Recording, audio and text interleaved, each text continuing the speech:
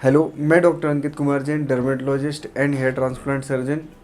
आज हम बात करेंगे हेयर लॉस के बारे में।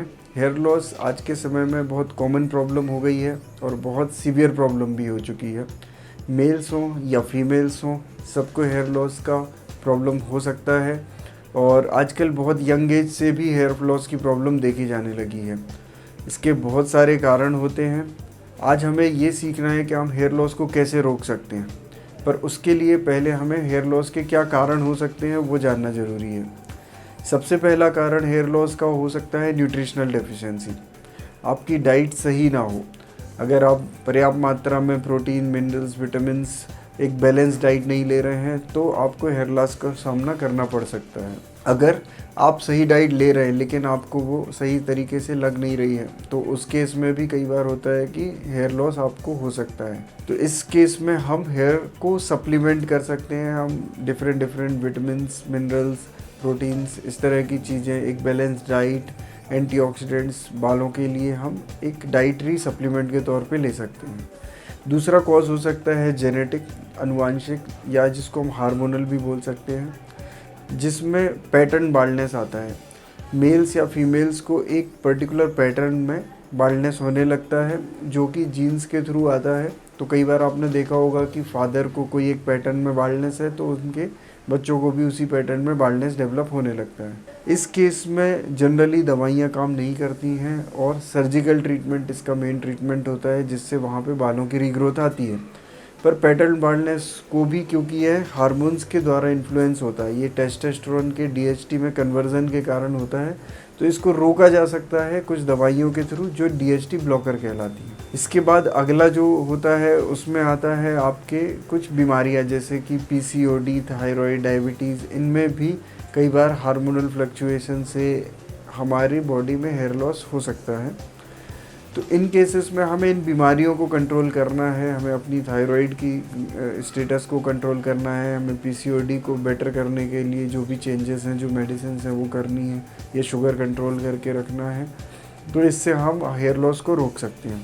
अगला जो कॉज आता है वो आ सकता है स्ट्रेस से रिलेटेड। इसको हम टेलोजन इफ्लूवियम बोलते हैं। स्ट्रेस अलग अलग तरह का हो सकता है, यह फिज़िकल हो सकता है या मेंटल हो सकता है। फिज़िकल जैसे कि हमारा कुछ डाइटरी कमी हो रहा है, कुछ हमारा नींद ठीक नहीं है, मतलब स्लीप साइकिल डिस्टर्ब है, हमारा ट्रैवलिंग बहुत ज़्यादा हो रहा है, या हम कुछ केमिकल लगा लें बालों पे जो रिएक्ट कर जाए। अलग अलग तरह के केमिकल जो हम जेल्स के फॉर्म्स के रूप में लगाते हैं। इसके बाद हम हो सकता है कि कोई और स्ट्रेस से गुजर रहे हो जो मानसिक हो सकती है, जैसे कि जॉब चली जाना, या कोई एग्ज़ाम में फ़ेल हो जाना, या घर में कुछ प्रॉब्लम्स चलना। तो ऐसे कई चीज़ें हमारे साथ चलती रहती हैं जिनका स्ट्रेस हमारे दिमाग पे रहता है। तो फिज़िकल या मेंटल किसी भी तरह का स्ट्रेस हमारे बालों को एकदम से गिराने लगता है। वो टेलोजन फेज़ में जाते हैं और एकदम से झड़ना शुरू हो जाते हैं।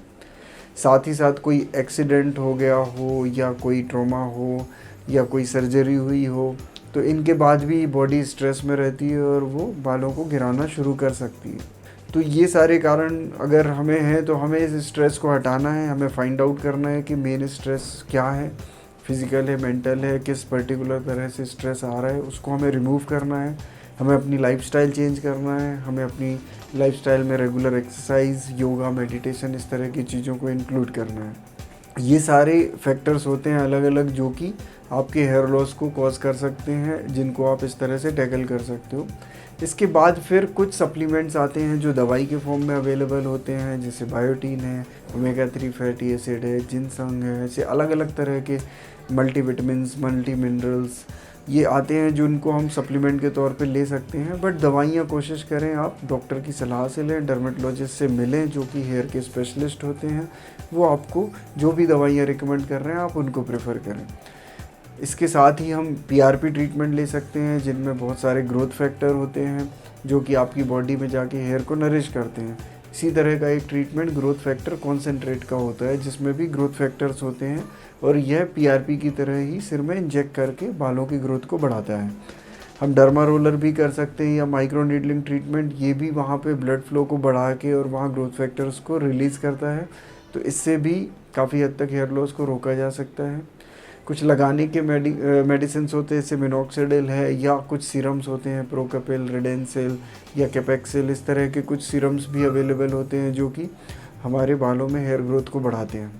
तो ऐसे तरह तरह के ट्रीटमेंट ऑप्शंस हैं, जो मेडिकल से लेके, डाइटरी चेंज से लेके सर्जिकल इंटरवेंशन तक हो सकते हैं, जो कि बालों को रोकने में भी मदद करते हैं, और अगर हेयर फॉल हो चुका है, गंजापन आ गया है, तो रीग्रोथ में भी मदद करते हैं। उम्मीद है ये वीडियो आपको अच्छा लगा होगा, इन्फॉर्मेटिव लगा होगा। अगर वीडियो अच्छा लगा तो हमारे वीडियो को लाइक करें, शेयर करें और हमारे चैनल को सब्सक्राइब करें, ताकि ऐसी और यूज़फुल जानकारी आपको मिलती रहे। Thank you.